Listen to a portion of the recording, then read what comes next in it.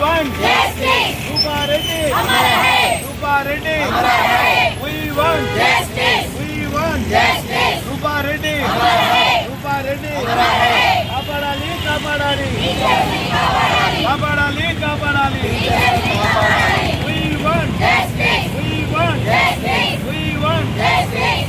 हमारा है. Rupa Reddy. हमारा है. కాపాడాలి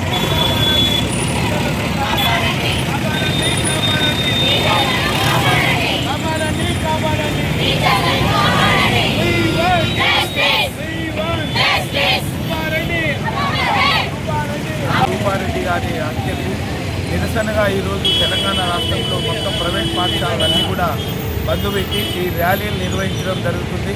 అలాగే 33 జిల్లాలలో కలెక్టరేట్లకు కూడా మెమోరాండం ఇవ్వడం జరుగుతుంది. అలాగే ఎస్పీ వాళ్లకు మరియు డిఓ ఆఫీసులో కూడా మెమోరాండం ఇస్తూ నేటి సమాజాన్ని తీర్చిదిద్దుతున్నటువంటి టీచర్లను విద్యార్థులే హతమారుస్తూ పోతుంటే రేపటి సమాజాన్ని కాపాడవలసినటువంటి టీచర్లు రేపు టీచర్స్ వృత్తికి ముందుకు రావడానికి చాలా భయపడుతున్నారు. కాబట్టి తక్షణమే ప్రభుత్వము ఈ యొక్క రూపారెడ్డి హత్య కేసులో నిందితులు ఎవరైతే ఉన్నారో ఆ విద్యార్థులను వెంటనే శిక్షించాలని మేము ట్రస్మా రాష్ట్ర పక్షాన వారిని కోరుతూ ఉన్నాం.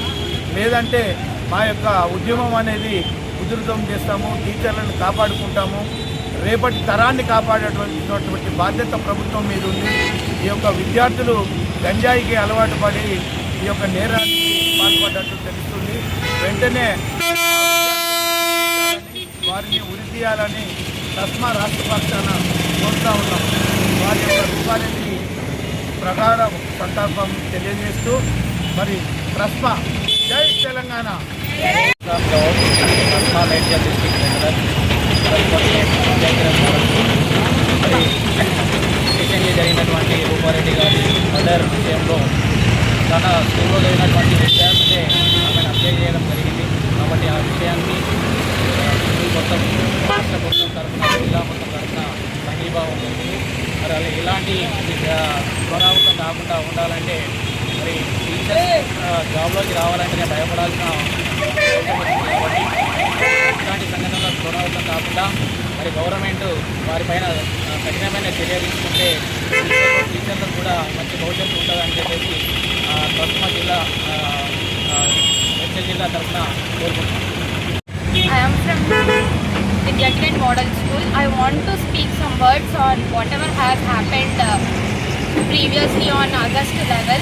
This is not the correct way how our children are creating this society, how parents are upbringing their children, and how all the things are affecting the children. And we are not safe in this generation. We would like to want justice, and we want justice at any cost, because it is not